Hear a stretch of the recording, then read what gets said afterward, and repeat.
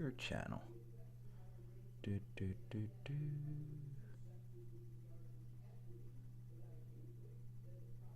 Let's see. I am live now. Boom. I gotta turn down the volume. And I'm gonna turn on Do Not Disturb. Okay. Let's see. We're gonna do some market scans. MACD cross up of brokerage holdings. Abbott Labs. Woohoo. ABT. I actually like ABT. I own it. Not owned. Maureen Cameron.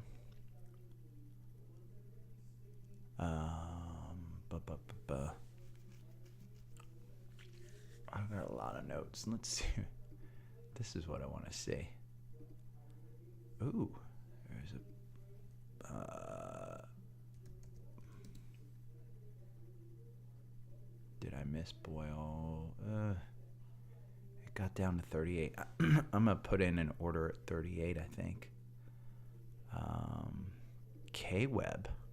Chinese stocks had a cross up. It's down 3%. Smile Direct Club had a cross up. Oh, I gotta hit the thumbs up. Boom. Smile Direct Club. Anybody use Smile Direct Club? Let me know. Because I think it's a good service. I think it's cheaper than most braces. Orthodontia, I should say. Like local orthodontists are expensive as F. I have friends who are my age who have braces. I'm like, there's nothing you're going to do to make a 50-year-old pretty ever again.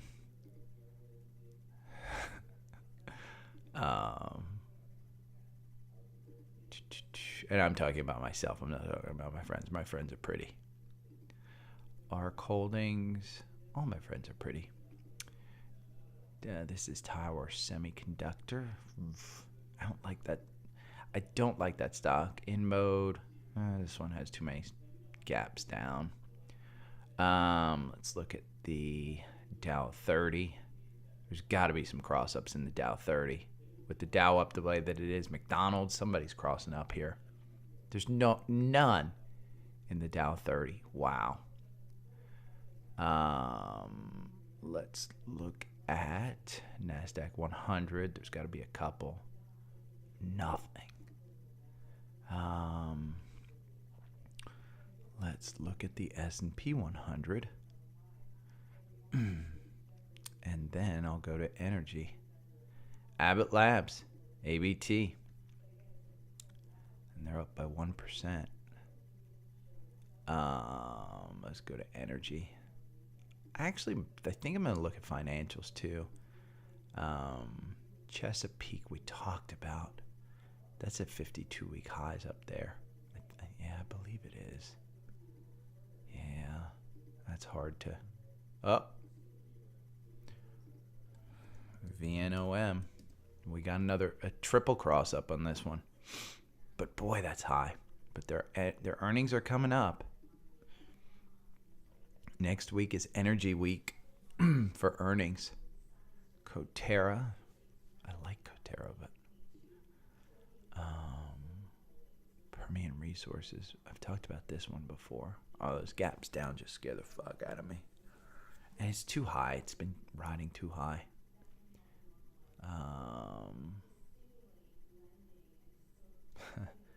Let's look at Tesla. I'll put Tesla in my notes too. Under probe for self-driving cars, and it's up. Did I talk about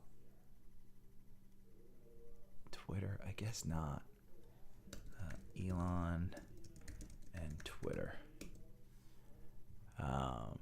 They've started transferring the money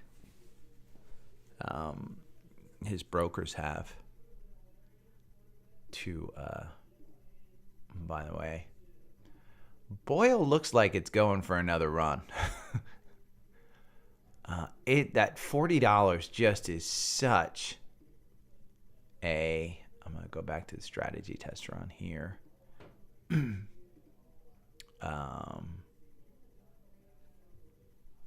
Let's see, VNOM. God, $27 and it's at 33. Here, I'll switch back. Safari view.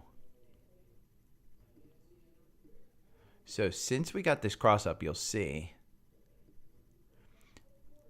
I think I might put it in for $39 today. I heard there were some folks talking about natural gas, and I'll talk about it. 2 million tons of liquid natural gas is floating in floating storage off the coast of Europe.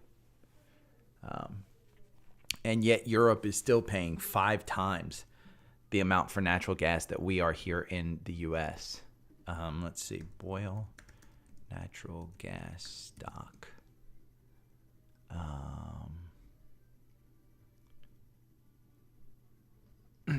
It's a ProShares. There we are. Important considerations, documents, total return, ticker exposures, natural gas futures. See, it trades off of natural gas futures, and that's the real problem.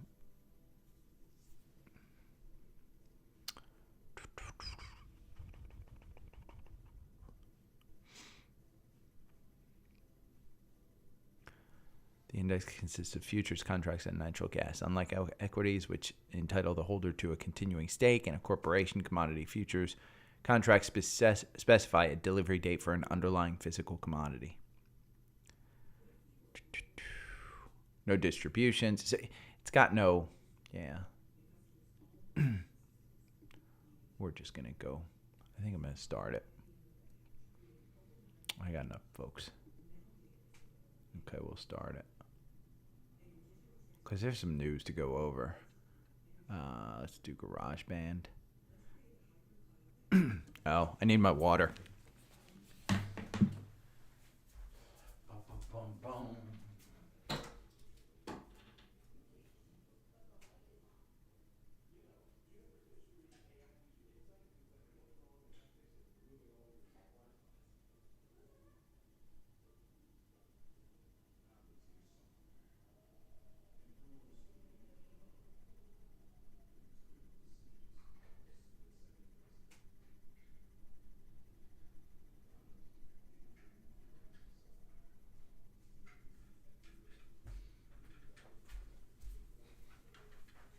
By the way, one that I have noticed that's been moving,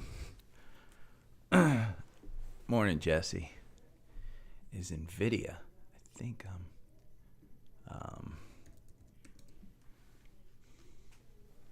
we haven't had a cross up here in a while, but it's at 136 today.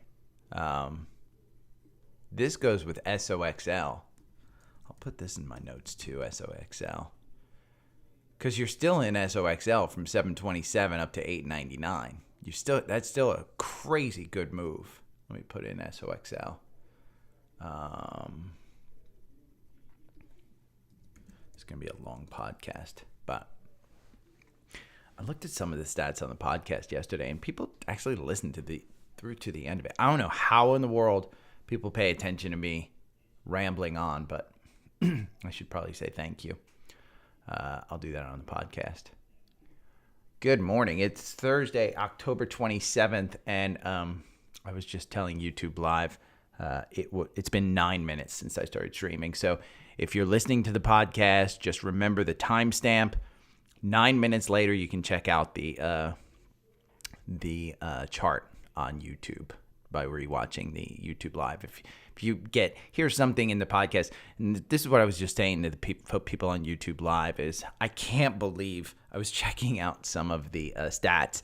A lot of you listen all the way to the end, And I know I get chatty sometimes, and I had lunch with my realtor yesterday, and I said, dude, I know I get chatty, and you're kind of zoning out here and stuff. I said, on the phone, I'm used to people just hanging up on me, and I don't take offense to it. They just hang up on me. So I'm chatty. Let's go over a couple of things. There is an obvious one in the room, and that's Meta. And I went over it yesterday, and I said, hey, this has some opportunity up here. If Zuck just says, hey, we're pulling back some spending, and we're going to, focus in on advertising, blah, blah, blah. Well, what happened? They missed on earnings. They warned of a weak fourth quarter. Things have gotten worse. They have doubled down by continuing to spend on the metaverse.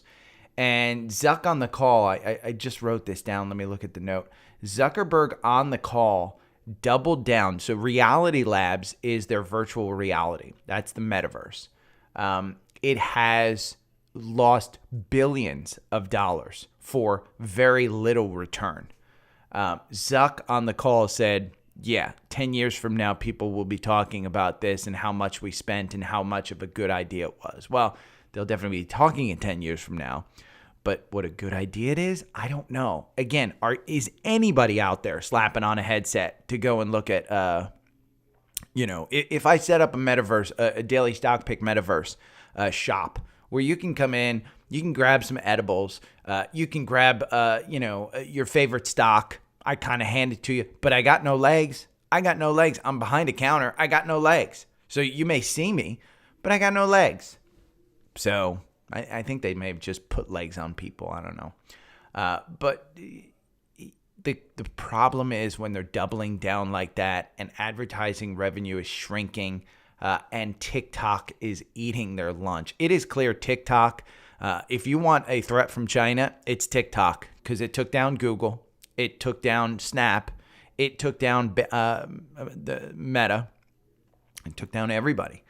Right now, Meta is trading just about $100. Do not buy it. If you're in it, hold it. I mean, again, hopefully you didn't put in your whole nut into this one. I've got a little bit of Meta, and I've got it $300. We went over it yesterday. I'm not selling it. I'm looking to buy more. There's a pretty good support level at 94. And if you go and you look at the daily on this one, you're all the way back to, by the way, 2016 levels. We can go back to, let's do a monthly. And you can see we're way back here in September 2016. So if you bought the stock in September 2016, you enjoyed a run up all the way to $400 here. But you've enjoyed in the last, 12 months, a return back to where you bought it. If you bought it way back here in 2013, 2014, you've enjoyed it. So, the support level here of 120, it just drove right through it.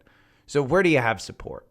Well, if we pull it back here, I'm going to pull it back June 2013. Right here around 84 is a mega support. Right here around 97 is a semi-support level. The majority of people from 2013 are still holding this. The people up here who bought it between now and 2013, they've lost, 30% of their money. I've lost 50% of my money, 60% of my money.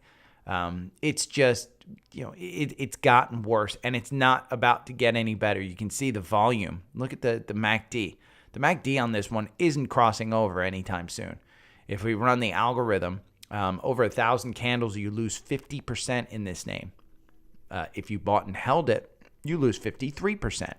Your average win is 3%. This one isn't even volatile enough to actually, recommend trading it. That's how bad this one is. But it's going to open up with an enormous gap down. And I posted on Twitter last night, you've got 3 gaps as of this now. You've got a gap up here from earnings in February, and that goes from 320 all the way down to 250. You've got a gap around, it looks like September 14th of this year. And it was a gap down from 160.68 to 160, hasn't been filled. And then you're going to have the gap today from 130 down to 100. And so those are three major gaps that probably will get filled on the upside. It's just a matter of when. And when I say when, my mother was telling me last night, she goes, well, remember GE all through and it's the Nifty 50. I mean, if you want to look it up, look up the Nifty 50 from the 1970s. If we are in a recession, we're in the 1970s. The Nifty 50 were companies that were thought to never go out of business. I think there's two left. GE was one of them. IBM is another. And I told folks to get out of IBM the past couple of days too. But this is the big one. It's going to get covered. I'd say if we get down closer to 90, you buy it. But again, could we go down to 40? That's where it IPO'd at, 40. And then it proceeded to go down to about 30. So I just don't know that it's worth the risk at this point. There's better places to put your money that will grow. Okay, hold on. Rather than get you guys in with noise, I'm going to blow my nose.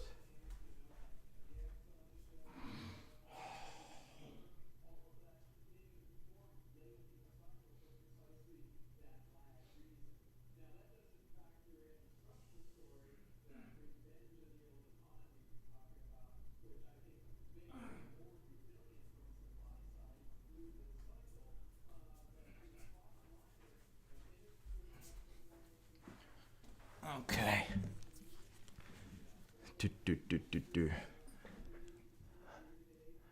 Now let's talk about the overall market. The overall market, yesterday was a nightmare for my portfolio. Google down 8%. And we'll look at the Google chart. It's got gap. I mean, it's got a gap from 102 to 98.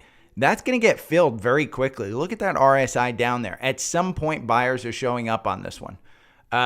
There's a lot of talk around the trader world that big tech will not lead us through the next year, that it will be other industries that catch up to big tech, and big tech's multiple at 26 and things like that. Apple's at 20, 24, 25. Let's see where Apple is. Their PE is 24. And so there's a lot of talk about that one's just too high. Amazon is reporting today. Their PE is 104, forward PE of 50. There's talk that that's too high. Get ready, because if anything, I think the expectations on Apple and Amazon have been beaten down. But if they don't post stellar numbers, you're going to see these two stocks just get trashed. And what we saw in a market yesterday was Google and Microsoft.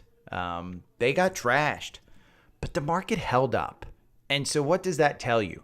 It kind of says to me that there's other places in the market that may be good for the short term, even the long term, where they might come back a little bit faster, and you might be able to put, when we talk about the 40-40-20, I still say Apple, Microsoft, Amazon should be part of that 40% of your portfolio that doesn't get touched.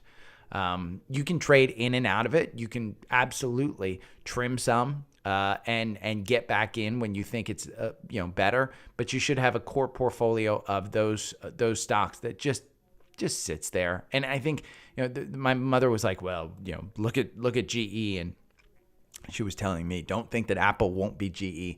Well, I don't think that Apple is not GE. GE has had financial problems. Apple's got so much money in the bank. They could literally pay you a huge dividend and buy back enough stock to keep their stock price at about the same and be fine for the next 20 years. That's how much money they have in the bank. It's just sitting there. They deploy it into other things. What you have to worry about with Apple is China. And I listened to My First Millions podcast with the founder of Oculus. And he was talking about, it's interesting that 85% of Apple is wrapped up in China. So they have to be very kind to China because in China, there's one person, Xi, who could literally sign a piece of paper and kill 85% of Apple. And what would they do? He could say, you can't export anything to Apple. And he absolutely could do that. They could shift their manufacturing. They have $250 billion committed to billion, and it's billion, to put into China over the next 5 years or something. So they've committed to it, and they've got to do it. But if she decides, you know what, politically, U.S., I want to screw you, he could screw Apple. So I want you to be aware of that type of risk when you put your money into something. Apple, in my mind, like I told my parents last night, it's not paying my bills. The stocks that I invest in, I'm not looking to use that money for the next 6 months. This is 20 years, over the next 20 years. I've got enough money to live on probably, cash-wise for the next, 10 years. So, I'm not worried about that. You should not be investing money in this market that you absolutely need to pay rent. That's where I will tell you to go. Now, Apple reports tonight. They're down about 0.5% in the pre-market. We had a buy-in here at 141 on October 13th. I continue to say above 140. If you want to sell it, you can sell it. Below 140, I think you start buying because I do think that we'll probably get to below 140 between now and the end of the year. By the end of the year, I do think we cover at least this little gap here at 160. I do think by the end of the year, that's where we get to. But I don't know that we won't see another leg down. The Fed meeting is next week. What was it? Q3 GDP, which remember, during the Obama years, GDP was 2% per quarter. And the main kind of, Republican fight back was 2% isn't enough. Well, we expected 2.3% in Q3. We got 2.6. So for all of you that say that the economy's in a recession, it doesn't look like a recession. Honestly, if the Fed is going to put us into a recession, this doesn't look like a recession. The recession looks like GDP at 1%. We haven't slowed down. So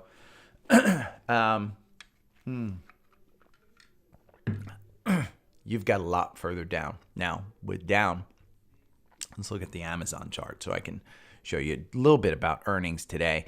This is down 1.6%. We had a MACD cross up here on October 18th at 116. You got their earnings coming up. You had that button hook here. I don't sell Amazon. I would expect them to come back with a little more level-headedness than Zuckerberg. Zuckerberg said, rather than cutting cutting staff and saying we're spending too much money on this and we're going to cut back until the advertising market comes back, Zuckerberg said, yeah, we're doubling down. We're going to spend more money. We just won't hire as many people as we expected. They're still going to hire people, just not as many as we expected. So he killed it yesterday. I mean, he just, since Sheryl Sandberg left, and there probably was a reason Sheryl Sandberg left, it's been a bit of a mess. And I can't even point to a good management decision since she left. So UVixy, I talked about it yesterday. It looks like it's going back under 10. The VIX right now is, let's see, it's up 0.48 at 27. Remember, that wants to be at around 30. So you've got about a 10% move up from here. I think you do get it around $10. In pre-market, let's see where UVixy is in pre-market. UVixy is at 1062. It closed at 1071. So it's slightly down. I think when you get under 10, I think you buy it under 10. I think you sell 11. Get your 10%. I don't think that you stay greedy in that one and buy and hold it. Boyle we talked about yesterday. I put in an order for $38.50. It never took. It is at $38.68 in the pre-market. Kind of down. It closed at $40.15. It is clear that $40 is a resistance level, and it might just be a mental resistance level because it kind of goes above it, but then it gets dragged back down. So $40 is probably the pivot point on this one. I did hear a great debate about liquid natural gas yesterday. Natural gas prices are collapsing. They were at $8. They're at $5 here in the U.S. It's just an overabundance of supply. There's too much stored up natural gas. The start of the winter has been rather mild in Europe. It's been super mild here in the U.S. So natural gas has just been plentiful. We basically pumped a bunch, and you have the storage bins in Germany that are completely filled up.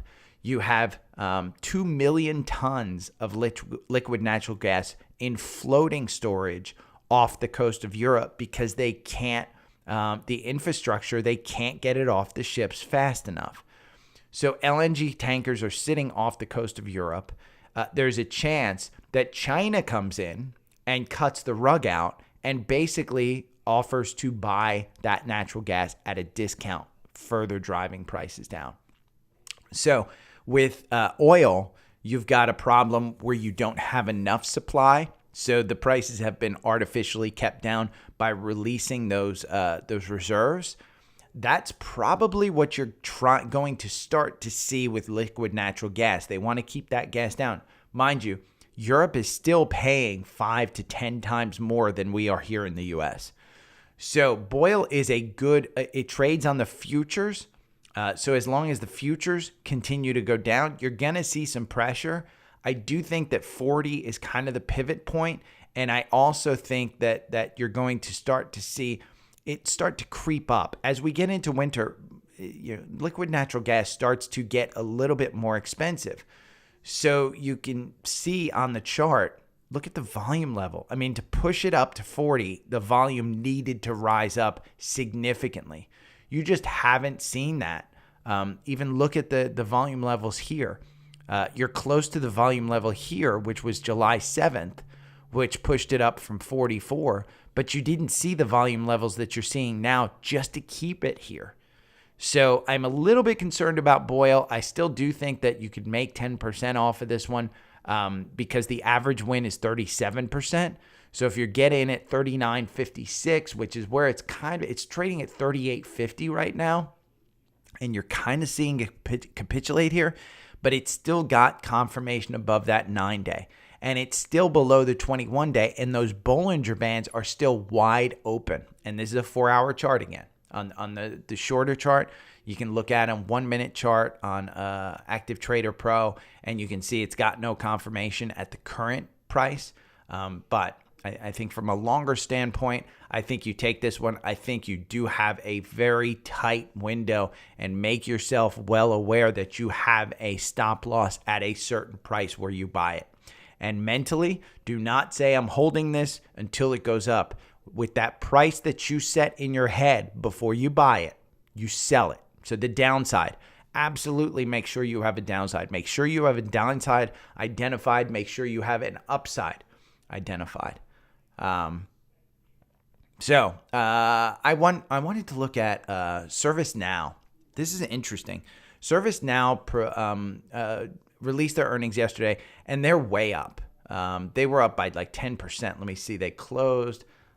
Let me just look at Active Trader Pro real quick. ServiceNow is a software as a service.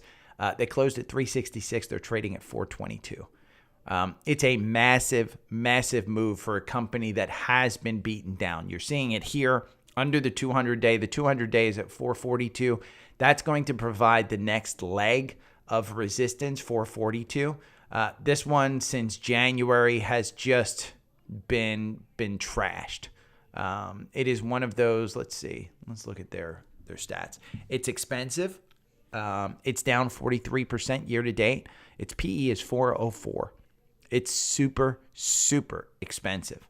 There is no dividend. This is 8% above its 52-week low, and now this is at a 366 level. So mind you, FinViz updates 15 minutes after the market opens, but you're 48% below your 52-week high. Your 52-week high is 707, but with the PE at 404, do not expect 700 to be in the near term on this one. October 27th, which is this morning, MoffettNathanson brought their price target up to 549. Guggenheim, no price target. They went neutral to buy. But the last Guggenheim price target was 510.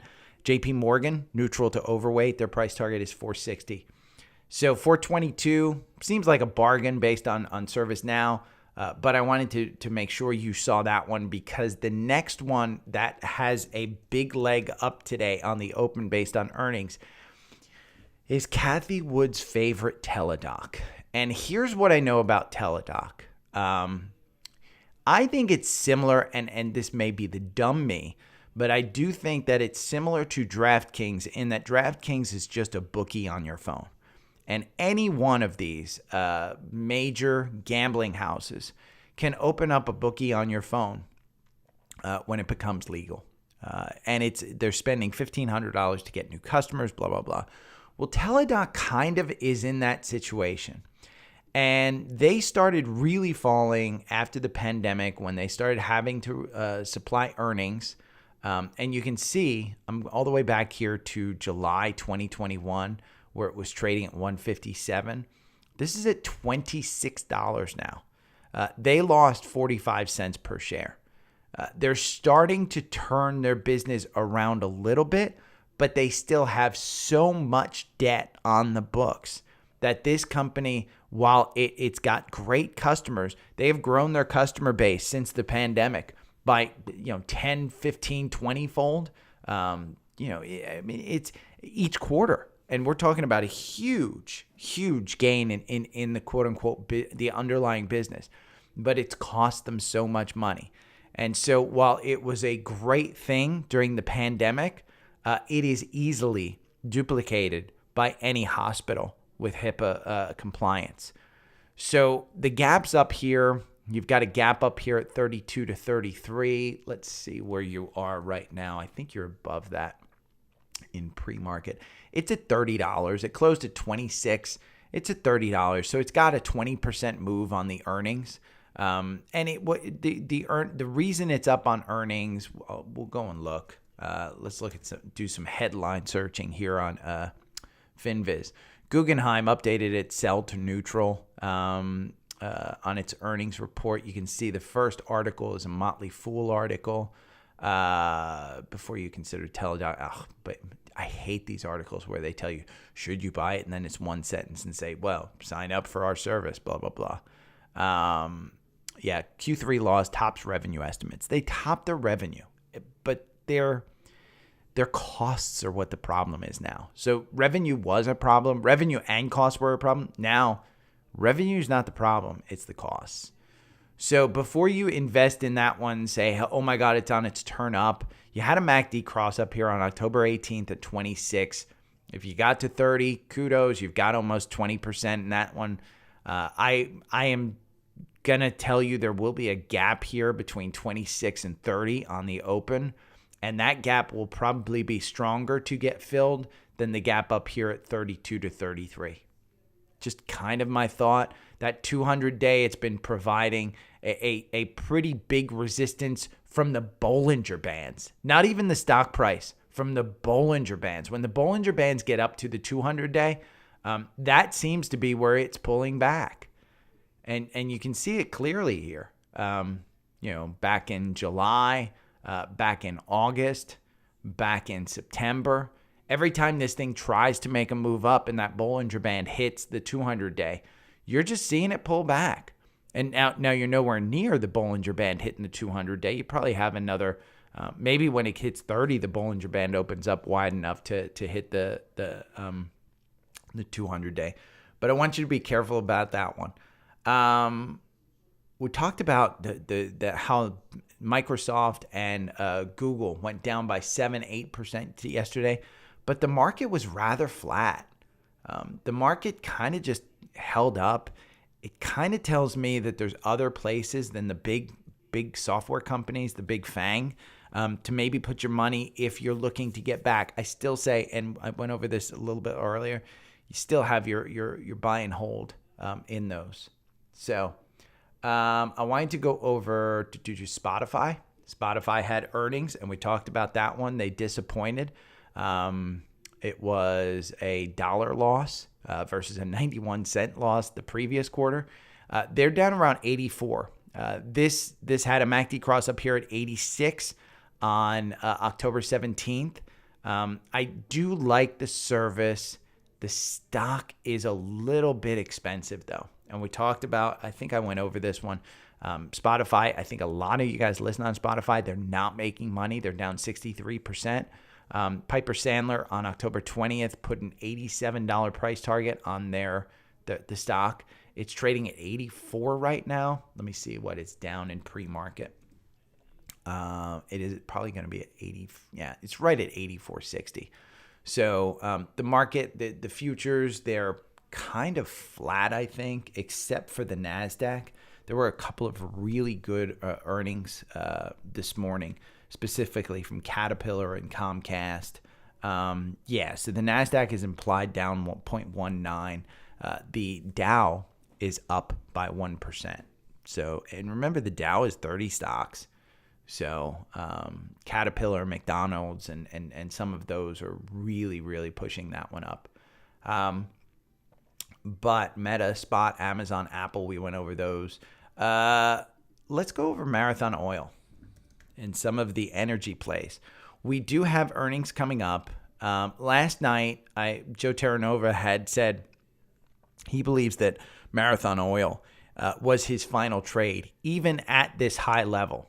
And you can see clearly that from a 4-hour standpoint, you've still got confirmation up here. You got one red candle from yesterday afternoon, but you're way above this 9-day. You're above the 21-day. You're close to trading above the Bollinger Band. In the morning, you traded above the Bollinger Band, and it pulled back to just touching the Bollinger Band. Your RSI is at 72. Normally, I would say, hell no, you don't want to buy this one. But with earnings coming up and oil, remember what happened during the pandemic was companies like Marathon Oil, companies like Pioneer Resources, they lessened their spend. So they cut costs. They didn't cut production. They cut costs. So essentially, if a company was making money, say it was costing them about $50, $60 per barrel of oil to actually the cost was. So that was the break-even price of a barrel of oil. Well, in the pandemic, it got down as low as like $35, $40 per barrel. And now you're trading at 88. That's unheard of with a lot of energy companies. So you've doubled your profit margin. And we talked about it yesterday. Companies that have pricing power and keep their profit margin or increase their profit margin will get benefits in this market. So Marathon Oil, I like it. With him saying, hey, I'd buy it even at these levels, that guy knows what he's talking about. I've trusted him on several plays. I think Marathon Oil is a good one. I think Diamondback Energy, FANG. You look at FANG, that's a great one. I think you look at Pioneer Resources, PXD. This is a great one. The charts all, I'm pulling them up, they all look almost identical. XOM, you look at Exxon, 52-week high, 108. This looks super, strong. CVX. I mean, shit. CVX, by the way, that 148 dip down there, and you're at 177 right now. You got 180 right in the target. Let's see. Where are my energy plays? I have the whole list up in my notes somewhere. There's a big one too. Devon Energy. I forgot Devon, which I personally own. Devon Energy. Look at that chart. It's almost exactly the same. We can look at Oxy. Oxy looks almost exactly the same. And all of these have earnings coming up with some dividend plays. COP, ConocoPhillips. This is a great one too. Looks super strong. All of these charts look exactly the same with the RSI super, super high. One that actually I will kind of tell you, Venom. This is one, not VNM, VNOM. No, it's Viper. I call it Venom. Why do I do that? This chart's exactly the same. Ironically, here, you had another MACD cross up. I talk about this quite often, that what I've seen is when the MACD crosses down, it doesn't get you out. The algorithm doesn't get you out because there's some moving averages in the exit on the algorithm, but it doesn't get you out. But this one, the strike line kind of came down. It kind of capitulated up here. You've got another double cross. Now you've got the RSI at very high levels at 65. It is above the 9-day here at about 33. You've got your earnings coming up November 7th. This also has a 9% dividend or 11, 9.61% dividend. It is only 6% below its 52-week high of $35, but it had a MACD cross up, which is bullish. Now you do have this gap down here. I can't imagine that the company comes out and says we didn't hit our numbers. It's an energy company. No way they come out and say that we didn't hit our numbers. So I do think that you have an opportunity here. One other one, OIH, which is the VanEck Oil Services. So this has a bunch of oil companies in there. We had a MACD cross up here on September 30th at 210. I think I recommended this one at about 280 just a couple of days ago. It's at 293. Similar story where it's trading at the upper end of the services here of the Bollinger Bands. The 9-day, this gap, there's a slight gap here between 284 and 288. Let's see, OIH. It is trading at 299 pre-market. So it's breaking that 300 mark. It's just crazy. Another final trade that they had on as well as Marathon MRO last night was UNG, which is natural gas. I mean, this is, you can see it's been beaten down. I'd trade on Boyle. This one doesn't move that much. Your algorithm makes you 50.55%. Buying and holding makes you 55%. So there's 1,000 times difference there. I think it's 1,000. Maybe it's 100. I don't know my zeros. Your average win on this, though, is 18%. It's a little bit higher than Boyle, UNG, but natural gas has been going down. You do have, let's pull it back here, this volume, so we can see some of these volume shelves. See how you have a volume shelf here at 23, and you do have a gap here at 21. 19 might not be a bad one on this one. Under 20, because you might be able to get some support there. The problem is, let's pull back and let's look at a weekly so we can see a historical price of this. See that 200-day right there at 17? That's going to provide some support. So I don't know that necessarily is today the day that this one shoots up, or historically it's been just kind of moving down. Do we go back up to these $34, $35 levels as we enter winter?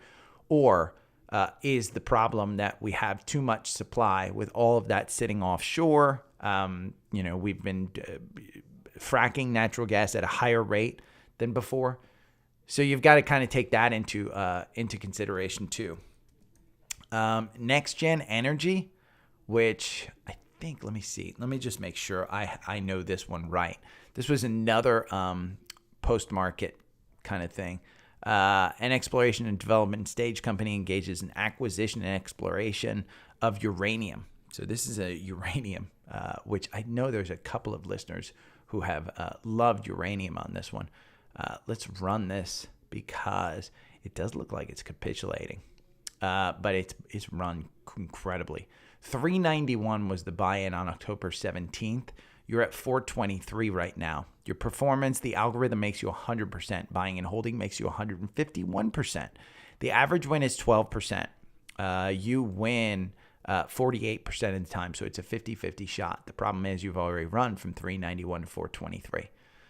Your RSI is at 61, 64 actually. The MACD is crossing a little bit. You can clearly see there's been an interest since August in uranium based on the volume chart down there. Your volume levels, if we pull this back to, we're going to go to the most recent highs, which is about 451, September 9th. You're seeing that you've got a support level below it for volume. You're really not building the volume up here. It's 403. I would say $4 on this one if you want to trade this one. Again, the symbol is NXE. I forgot to tell you about OIH. There were some folks that I read. The target is 310. It's at 293. So that's not a huge. If it does hit 310, which is the 52-week high, it could go way, way higher. Comcast. Let's look at Comcast because they CMCSA. This one's going to be up about 10% in the pre-market. I personally think the reason this one is so high is streaming. Peacock, they got a bunch of paid customers to Peacock. I use my parents' Peacock. It doesn't, they pay for streaming internet, so I don't know if I get the premium one, but I've got the ad-based one where I can access all the episodes of The Office, which is essentially what I use Peacock for. And some of the movies, they have some pretty good movies on there. So you watch about like 3 minutes of commercials prior to the movie, and then the movie is commercial free. I like it. I think it's a great model. If they can continue to provide that level of streaming service quality with me just watching 3 minutes of commercials for a 2-hour movie, I'm all in. I'll borrow my friend's passwords. If you up it to 10 minutes of commercials, I may be a little bit, nervous about that to watch 10 minutes. But the other thing you have to watch about Comcast is they have a very good and growing mobile service. So I pay $25 a month for my Visible service. If you want to sign up for Visible, there's links in the bottom in the link tree there. I think it's $30 a month. I get a nice little stipend. You get a discount off your service as well. But I do like Visible service. And there was I posted it in the chat on YouTube Live yesterday. Stetson Dotson, who's a YouTuber who does a lot of mobile comparisons between the mobile companies. He compared the speed of $100 a month Verizon service versus a $45 a month Visible service. And there's no difference. None. Absolutely 100% none. So why somebody would pay Verizon $100 a month for their quote-unquote preferred package? Maybe you get Netflix for free. Maybe you get your Apple for free. But I'd tell you, add up those costs. It doesn't make sense. So, again, if you want to sign up for Visible service, look at my my link tree down below. Disney. Disney is one I told you guys, hey, I think you should buy it under 100. It's at 104 right now. It had a cross up here at 97. It is crossing that 200-day on a 4-hour chart. I like these gaps up here. They've got earnings coming up on November 8th. This one, the RSI is at 66. It just came down from 70. There are clear volume shelves here at about 100.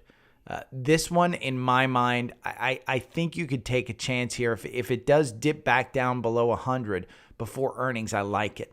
And the reason why I like this is JP Morgan just upped their price target on this, or they may have just changed. Let me see. Berenberg in July, I guess it's not listed. JP Morgan, U.S. small cap betting on JP Morgan. God, where is it? They upped, for some reason they said, hey, we think that the parks are going to provide a huge plus to Disney. Remember, Disney has a streaming service. They have ESPN. It's talked about the potential of a partnership with DraftKings. They've just got tentacles in everything, and they've been beaten down to the point where let me see. I was looking up JP Morgan. Why was I looking up JP Morgan? Disney, Guggenheim, August, 110 to 145 is their price target. But they do think, and I just don't see it. But they've got, their PE is 59, which is expensive, but not crazy. The forward PE is 19. So, if their PE is 59, but their forward PE is 19, and they're continuing to grow earnings, they've got a streaming service that's coming out with a ad-based option.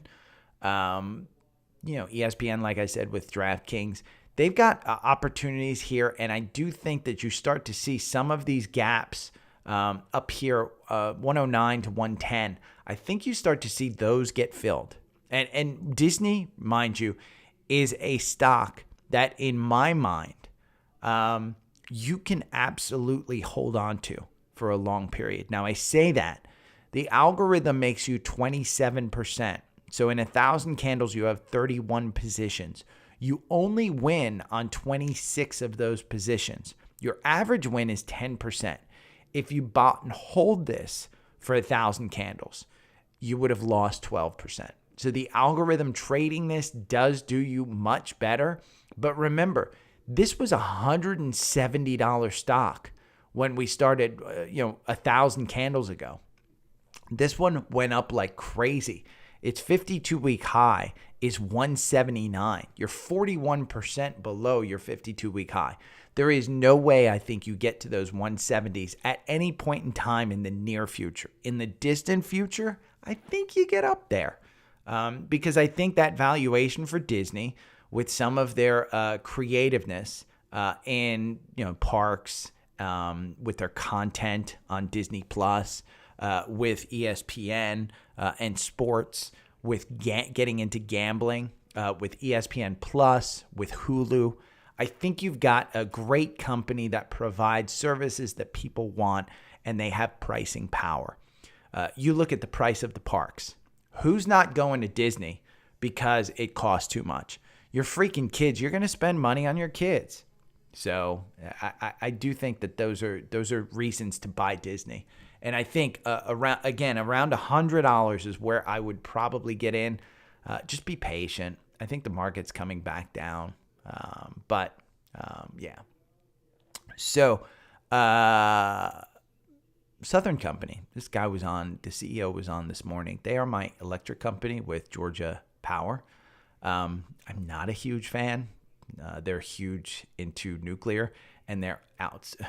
They're spending my money that I pay for utilities on an enormous amount, gamble on nuclear that just hasn't worked so far.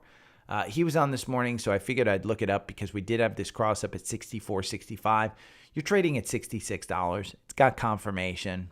Kind of seems to be moving. They have earnings coming up. They announced earnings, it looks like.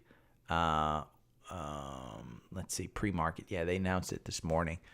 It's not moving. So it didn't disappoint. It didn't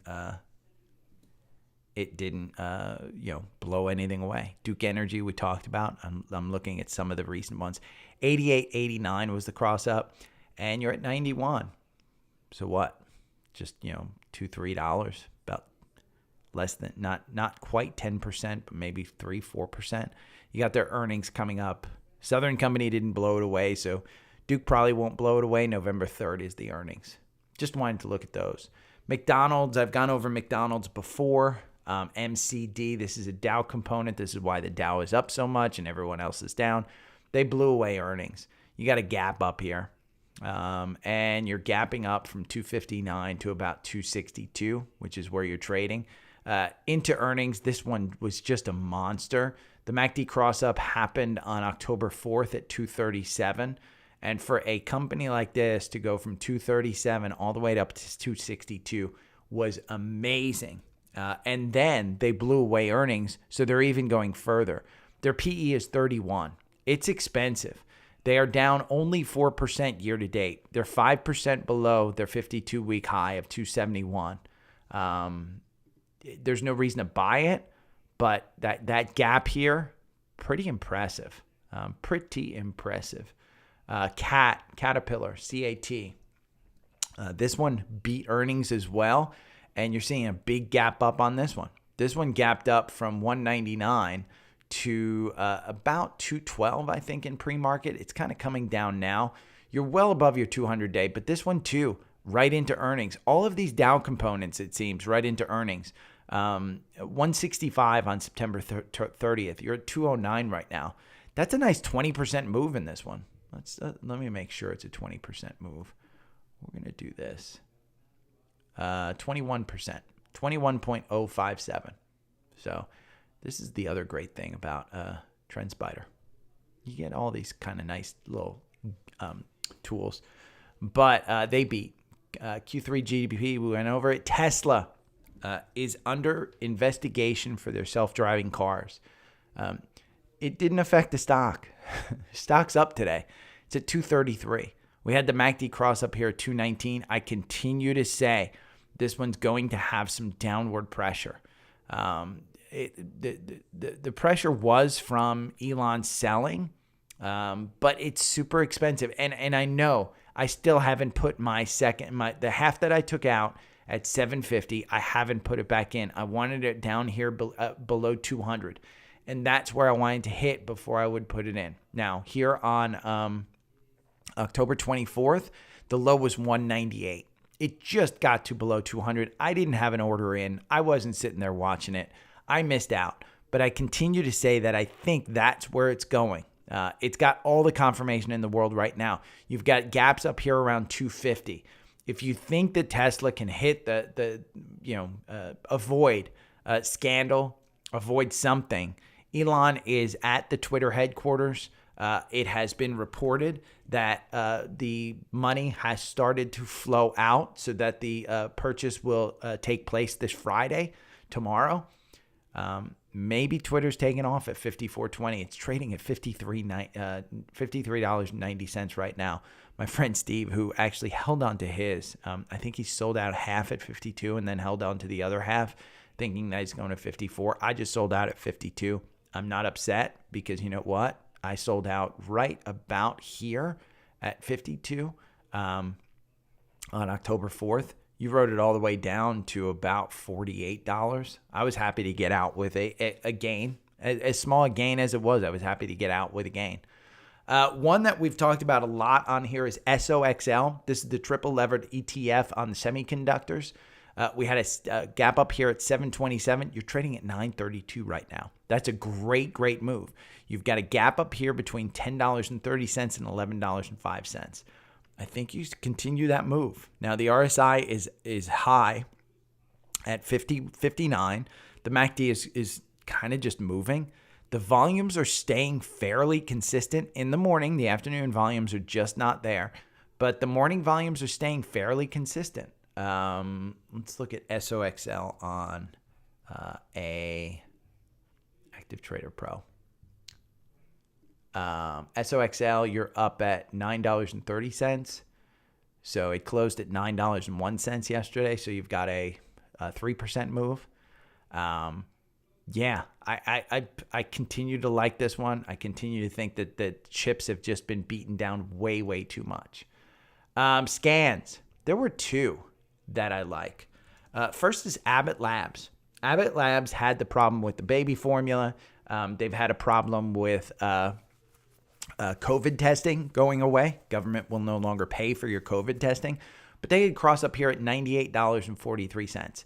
This one, the algorithm makes you 13% over 1,000 candles. There are 26 positions. Your average win is only 5%. If you bought and held, you lost 6%. I bought and held.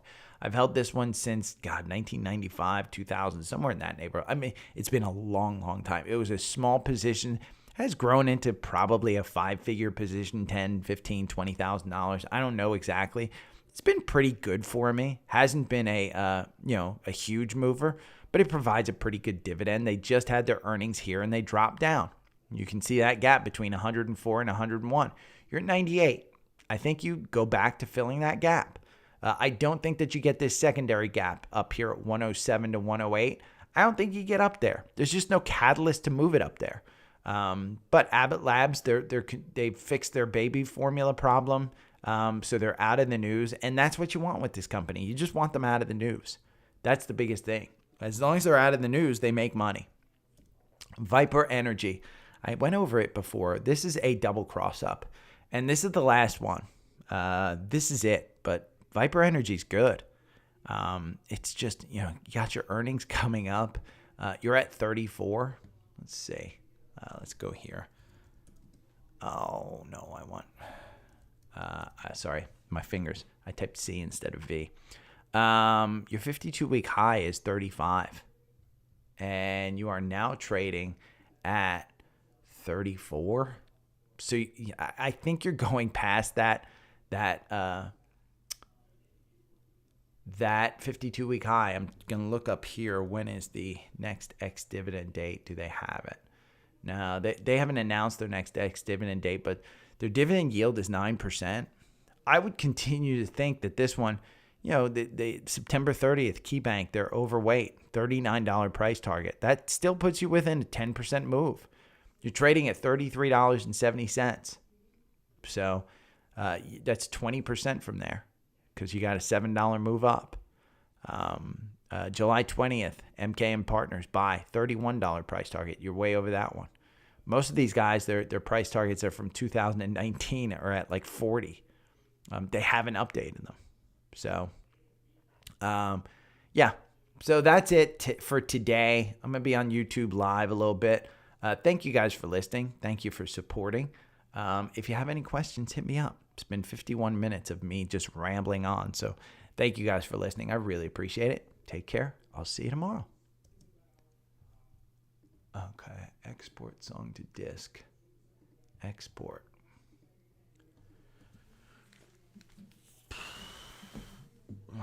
Yeah, Cameron, you heard me complain about no legs. If you look, just Google here. Let's see. Metaverse, no legs. Here, January 2022. Let's see. Yeah, here. It's a minute 41. Let's brainstorm some ideas of what we can do with this virtual leg space. Dan and Marta work a day in the metaverse. Jumping jacks? Look. Oh my god, I don't have any legs. Oh no! I don't have any legs either. Oh my goodness. Oh my god. Look. That's not good. I have hands at least. Can we try a handshake? Can we reach? Okay, let's. Oh, wait. Not quite. I'll go back. One thing you can do with the whiteboard. This is what's crazy. Look at these people sitting down here. I was on Active Trader Pro. You guys didn't yell at me. Can you do jumping jacks? Oh my god, I don't have any legs. Oh no! I don't have any legs either. Yeah, they're on a Zoom call. Oh my god. This is not good. So you can see they're on a Zoom call, but one person is broadcasting the metaverse. Not quite. So one thing you can do with the whiteboard is I can actually draw on the whiteboard. Oh, cool. You guys see that?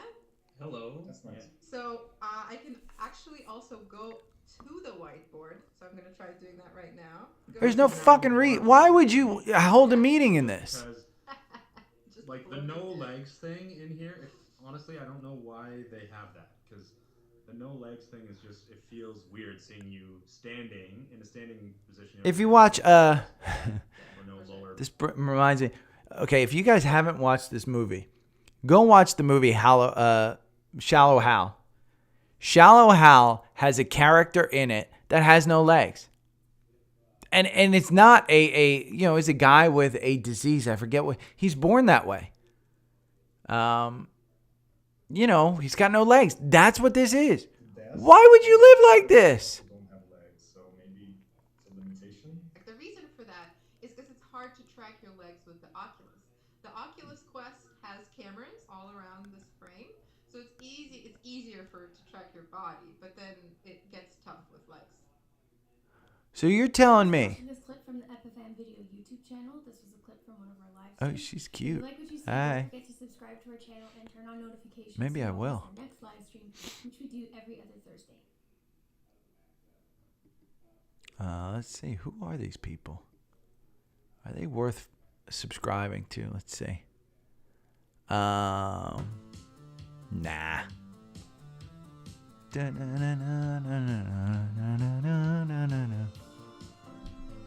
She just look at all those freaking monitors.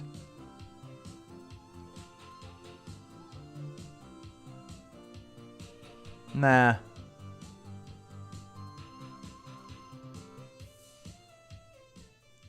They have a good subscriber base. They have more subscribers than I do.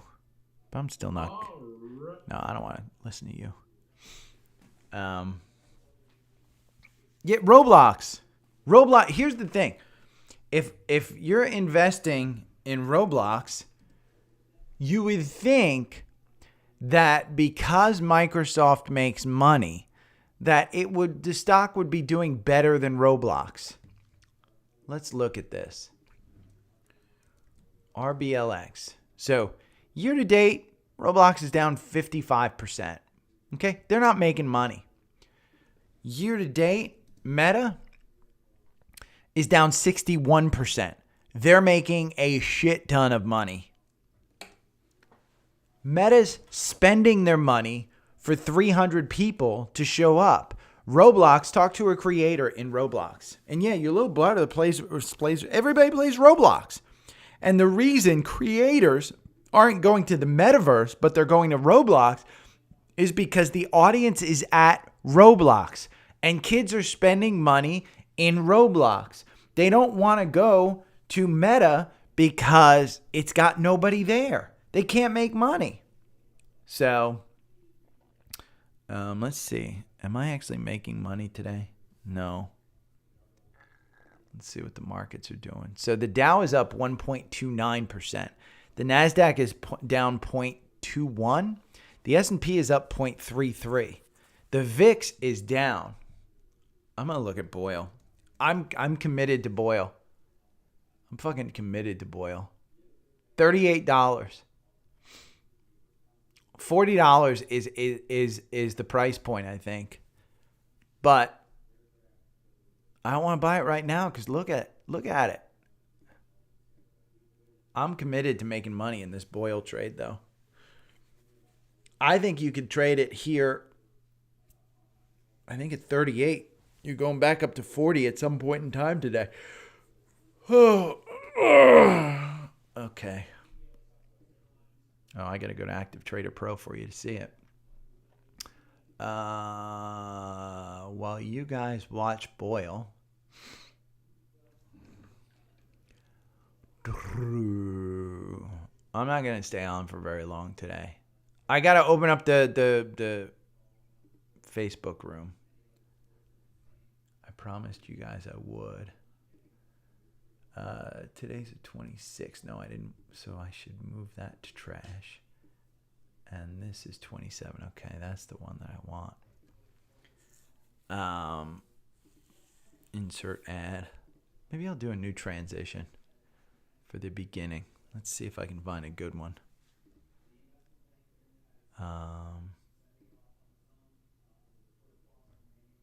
5 seconds.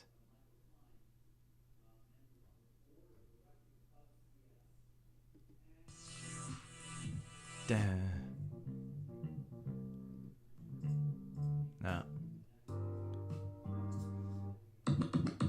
Boom, boom.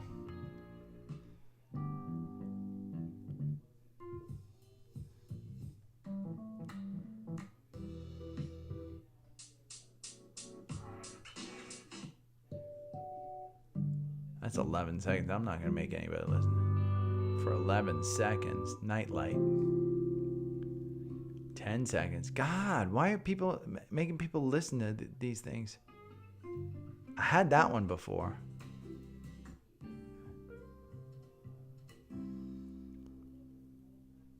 Yeah. I like that one. No, I don't like that one. Curious. Let's do. I don't want to. I want one that's like 3 seconds.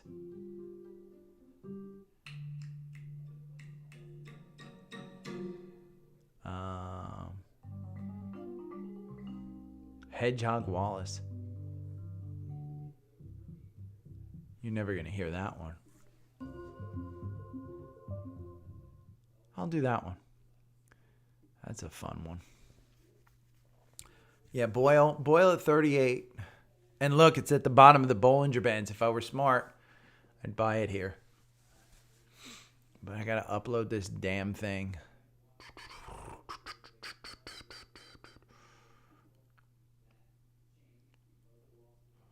Yeah, this is what's called trade armor right here, I think.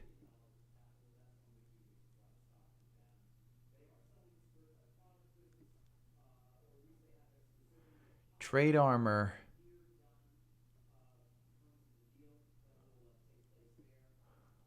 I don't want you people seeing my account number. Acai is awesome, by the way. I love acai. I could literally eat acai every day and an acai bowl every day. It's funny. The acai that I buy at Walmart, they put on the outside of the package, this is not a weight loss food. I think it makes people fat. It's got a lot of calories in it. But it's a superfruit, supposedly. Let me see if I have an ad. I don't have an ad. This weekend, I'm going to find a freaking affiliate program where you guys can sign up for stuff. But I can't even get people to sign up for freaking YouTube Live. I am going to put this down at the bottom because they told me that the description,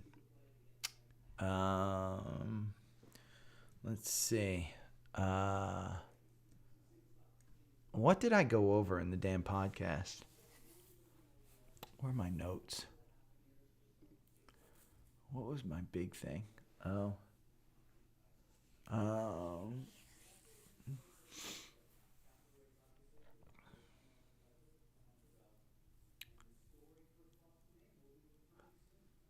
Wow. Okay, let me show you guys this one. And I've gone over this before. I'll go back here. Because you could have gotten Credit Suisse. We've gone over Credit Suisse because a few weeks ago, yeah, see the 416? And I said $4 was kind of the cross.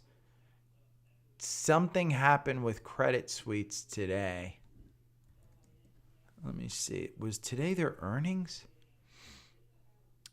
A retreat from Wall Street.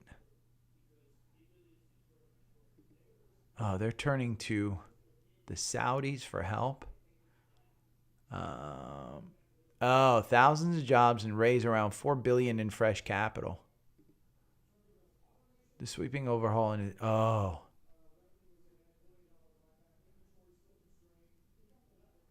wow, they're cutting 2,700 people. The first round, they're going to cut about 9,000 total.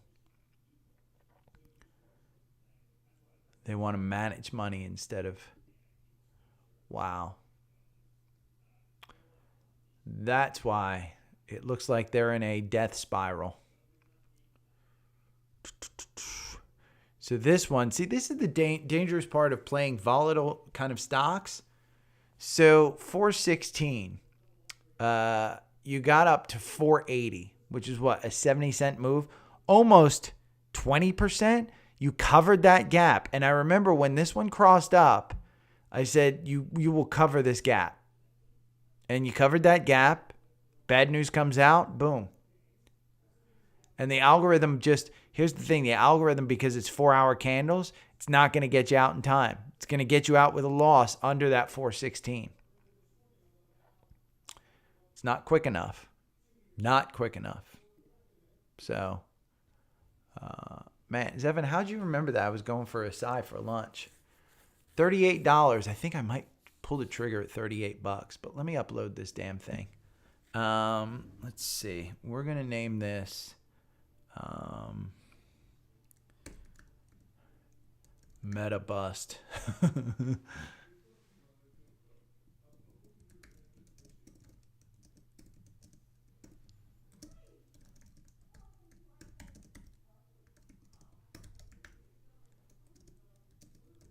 Market update 1020.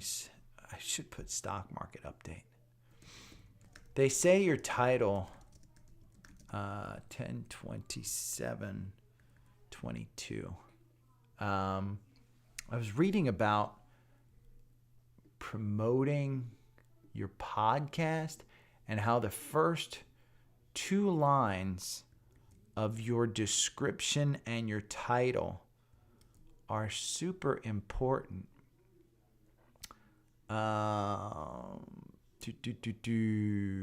So I'm going to try and make sure that my first 2 lines aren't like support the podcast.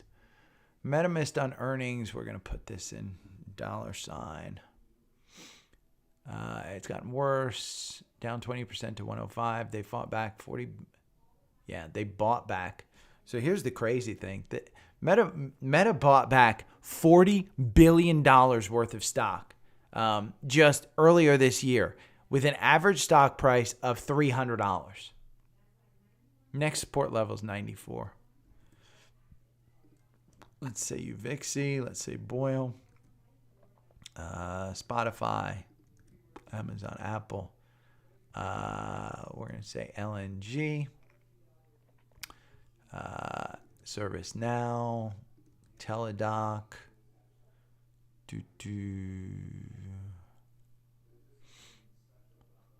I already put that in there, so I don't need that. Okay, here my dog, I think, at my feet. Okay. MRO, UNG, NXE, OIH, CMCSA, Disney, DUK, MCD, Honeywell. What's Honeywell's symbol? I didn't go over it, but it was a HON. It's going to be a gap up. It's going to be a big gap up. No, not a gap, ironically. Oh boy. I'm seeing a lot of red in my portfolio. Oof. What happened? Yeah, S&P lost everything. Boyle's got no confirmation yet, so let's see. HON, CAT,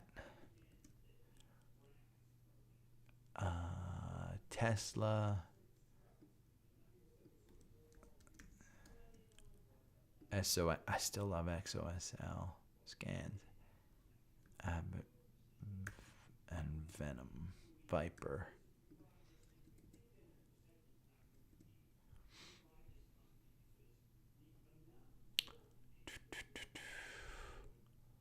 And we'll take this and copy, and we'll publish now. Boom.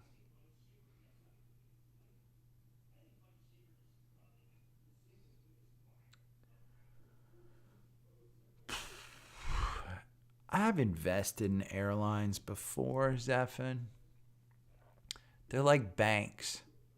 Essentially, they just hold on to the money that they make. And so investing it's hard because that is a big capital business that it is government backed. I'll 100% tell you that from a financial standpoint. They just, I'll take a look. Give me a second and I'll show you kind of why I think that from a long-term perspective. And I could be wrong. Listen, they announced their biggest quarterly revenue in the history of their companies because everybody's flying. So it's not like there's a lack of demand. They have pricing power. So everything that I say about good stocks, the airlines are good companies to hold during this time. Problem is rising price of oil, rising price of labor.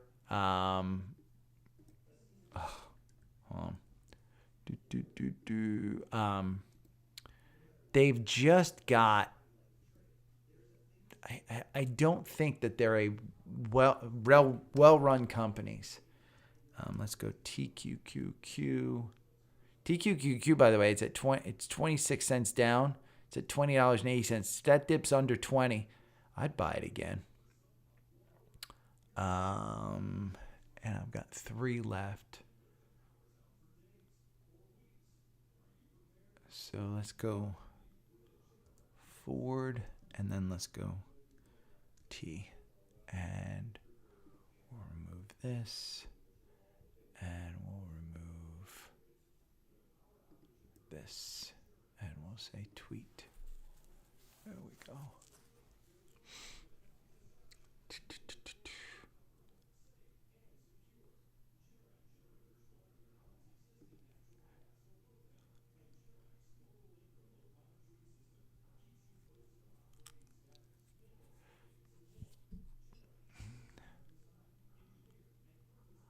Huh.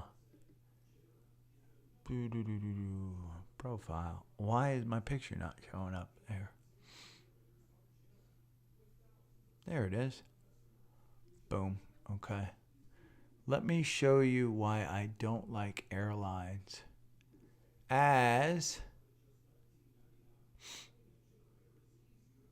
Boyle starts to get some confirmation. So here's why I don't like. I'll show you. Safari. And by the way, I'm not a fan of American Airlines specifically. I think their planes are the worst. Oh man, my Active Trader Pro just crashed. I gotta quit this. Save. I think it just gets crazy. AAL.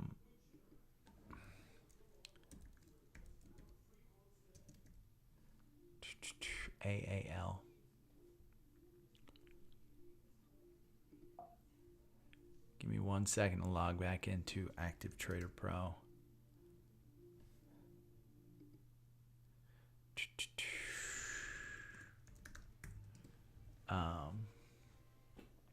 Okay, so now I can see American Airlines. So see, it's been a great trade. $12.39. You're up at 14. Let's go to a weekly.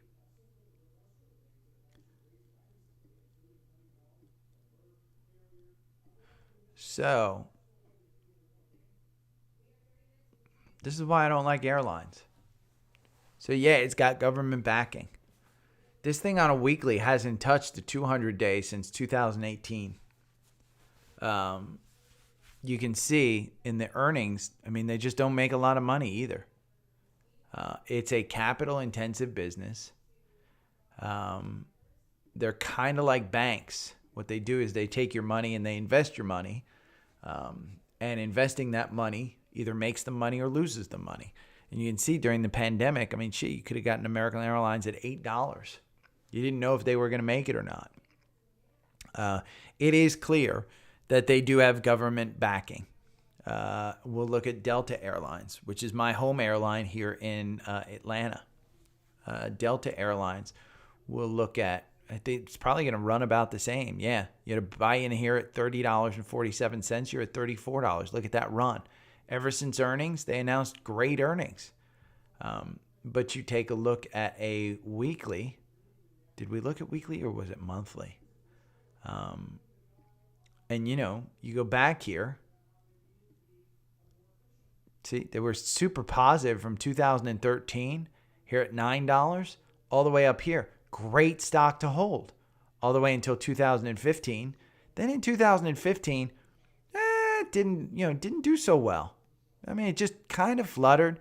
You had a 2%. I think it has a 2% dividend. Let me see. No, they don't even have a dividend. They may have suspended it. But I know too many people that work in airlines. And I think if you diversify, I'd rather see you diversify in VOO.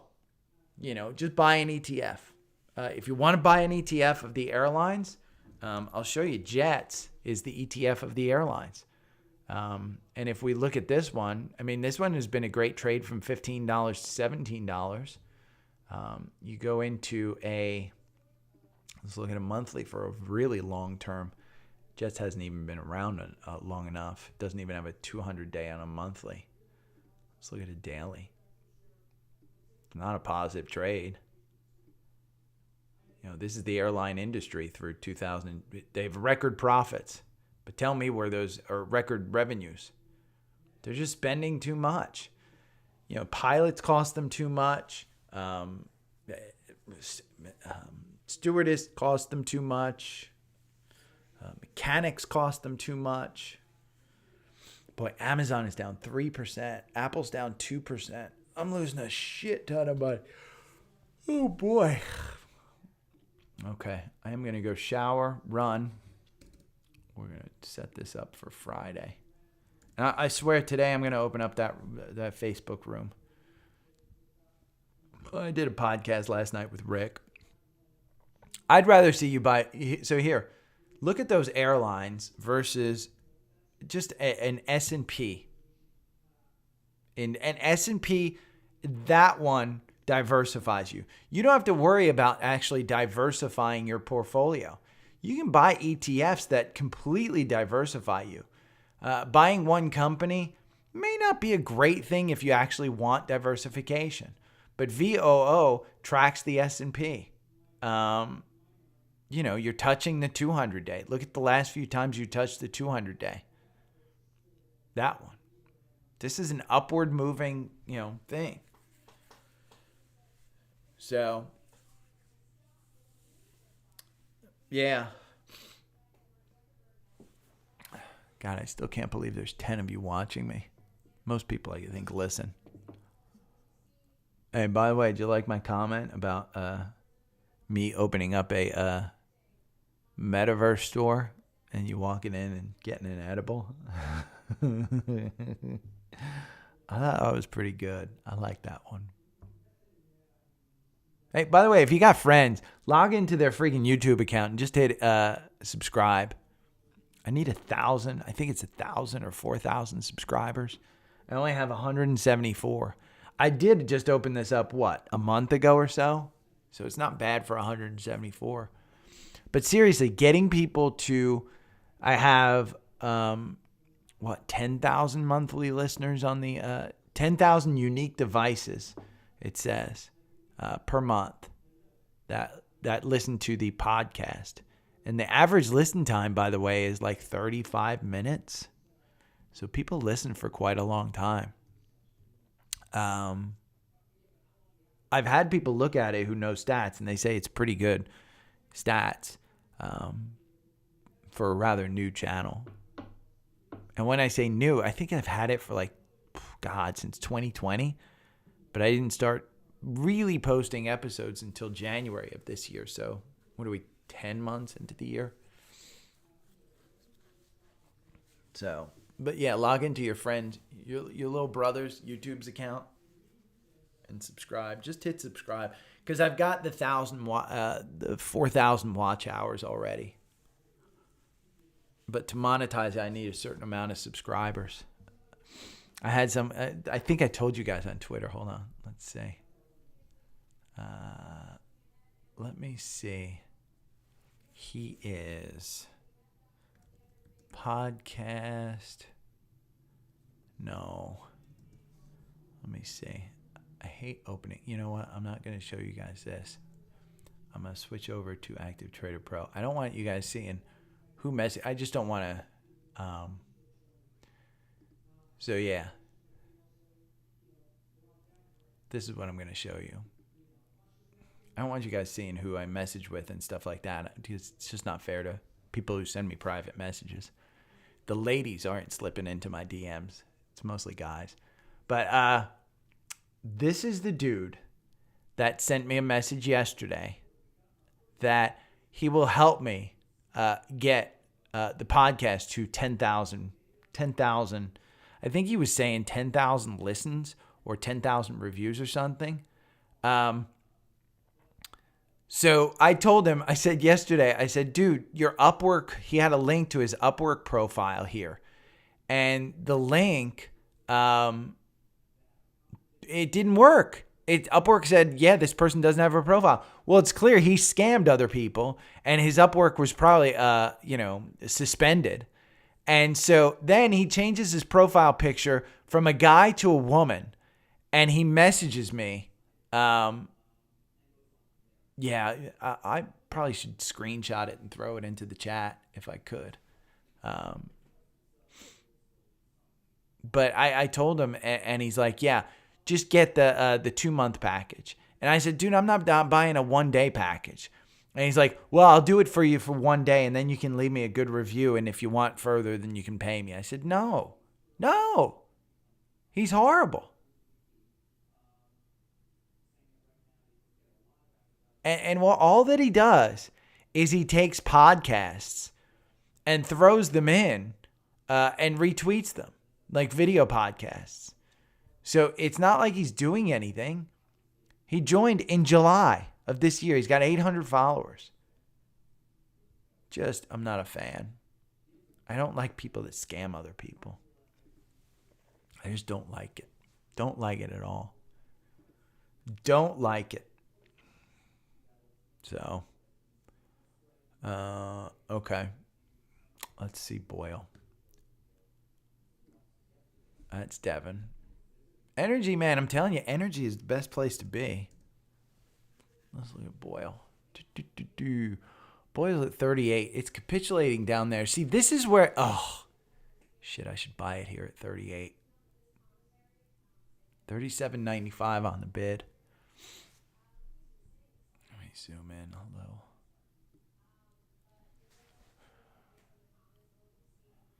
It doesn't have confirmation. It's still got moves down.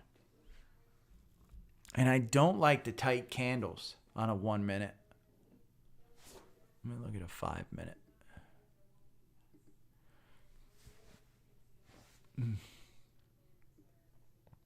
No confirmation. The Bollinger Bands are syncing up.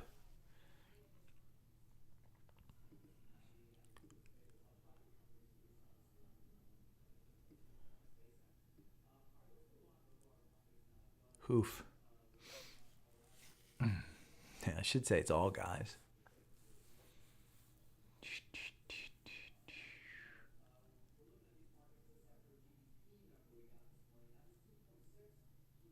I've been a fan of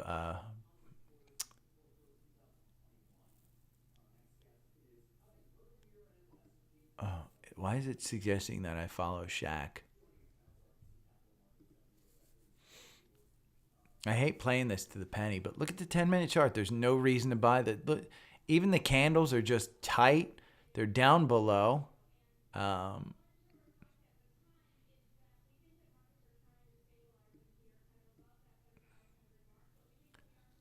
It's at the bottom of the Bollinger Bands. Here's the thing. See how the Bollinger Band, it's tight, but it's gonna get a little bit wide. It's got to get a little bit wider. See this one right here, it faked you out. It traded above the Bollinger Bands as we opened, and you thought it was going to go for a run here from 38. Well, they got a little tight, then it went down. Got a little tight, now it's going down. It's trading at the bottom of the Bollinger Bands. Trade the trend. Look at the trend here. It's not good today.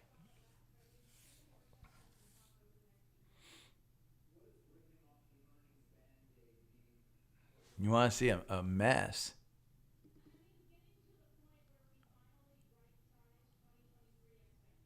Oof. This is for a 1 minute chart, man. This thing is trading in a super tight range. And it ain't moving. I mean, you got down here to about 98.43. I told you the support's at 94. Wow, Microsoft is down another 1%. Google's down 1%. Amazon's down 2%. Apple's down 1.3%. The VIX is down at, let's see, VIXy.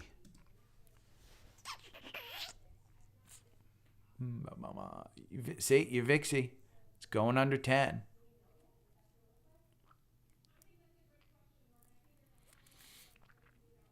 When your VIXy gets under 10, I'm buying. And when TQQQ gets under 20, I'm buying.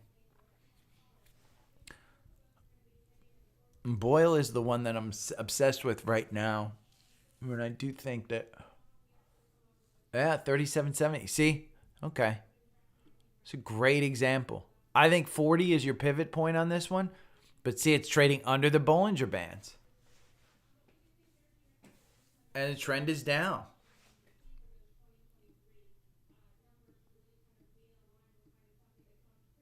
See, I don't know how the hell do I get this to move up. Active Trader Pro, man.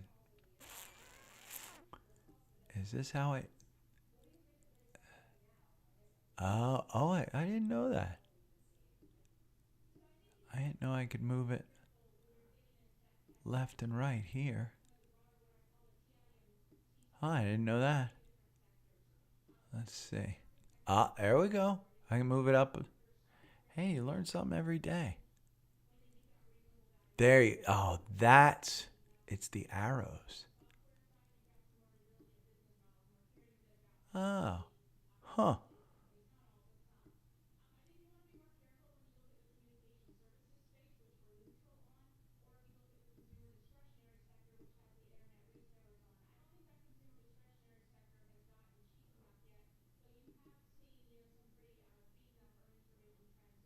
But I guess I can't move it up now. Okay. We got some confirmation now. We're inside the Bollinger Bands. You're at 38. But those Bollinger Bands are still too tight for me to think that we're going to all of a sudden take off.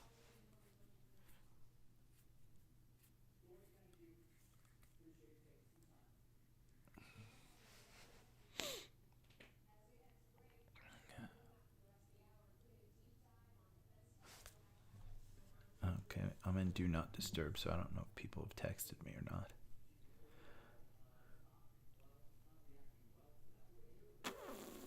Well, I'm not down as much as I thought it would be.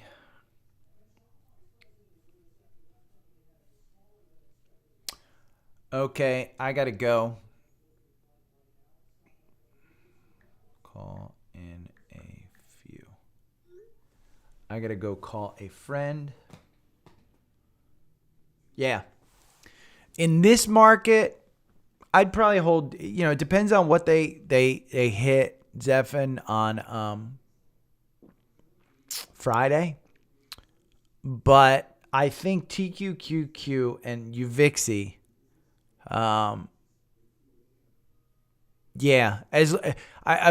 TQQQ, as long as the NASDAQ is under 11,000 and TQQQ is under 20, which it should be, I don't think I'd have a problem holding it because I think it's going to go back up to 11,000. But okay, I'm going to open up the Facebook room. I will put it on my Twitter and and I do owe Brittany bitch free girls. This is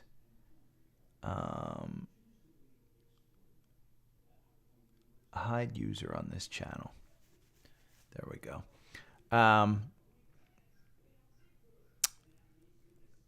I owe Brittany bitch. I'll look at you, but I'll post stuff, the Facebook group, on my Twitter and on Instagram so that you guys have it. But I'm gonna run. I gotta go call my friend, and I don't want you to hear about green cards. So I'll see you guys tomorrow. I might hop on here later. Boyle looks like it's probably going to head down towards 36, but if I buy it, I'll post it. I may hop on if I actually buy